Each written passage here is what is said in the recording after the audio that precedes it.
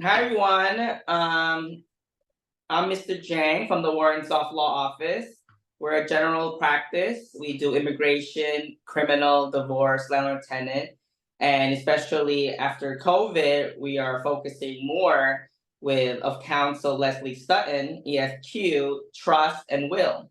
So today we will discuss a little bit about wills and a little bit about trust and what are the difference and why our clients should put all their assets in a trust and what are the benefits of a trust. Yes, thank you for having me today. This is such an important topic, so I'm glad we're recording it so that you as a viewer can learn more about estate planning and trust planning. Yes.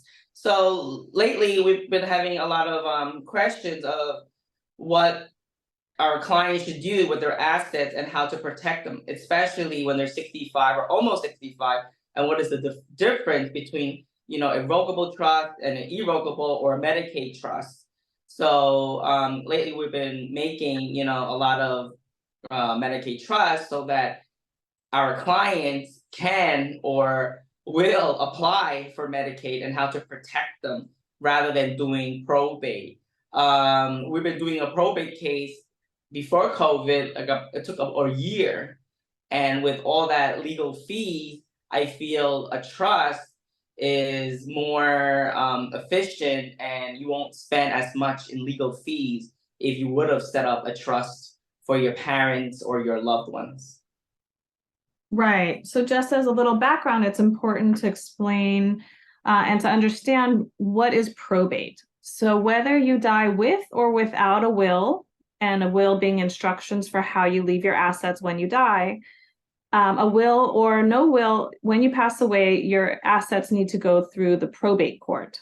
So a family member or loved one needs to petition the court to get access to your bank accounts and your business or your home, because nobody has legal authority to access those accounts or transfer any of those assets without those letters from the court.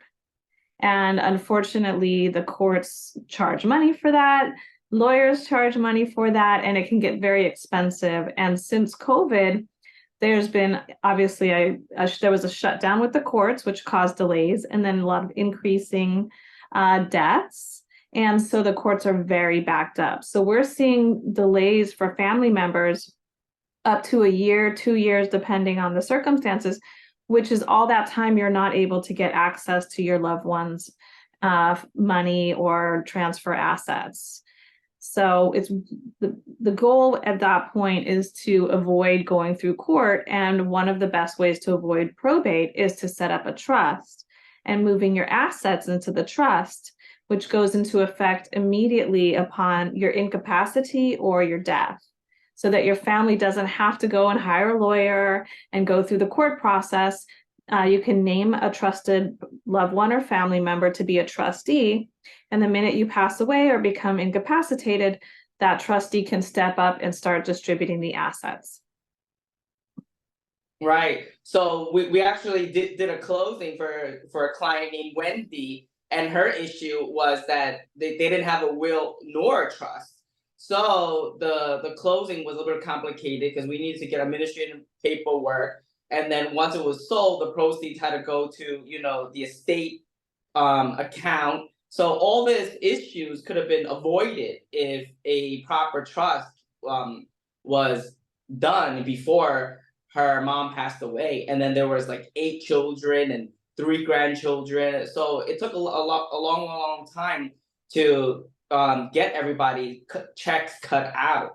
So today we will discuss why, a trust is important for every person that's, in New York, and why is it beneficial. And especially, you have business, how to protect your business, how to protect your properties, your bank accounts. And once you pass, how your loved ones won't be affected. Because if you don't have it, right, it's like, where are they gonna get the money for the funeral arrangements? Where are they gonna, get the money to pay taxes, right? So there's a lot of issues that are, created without making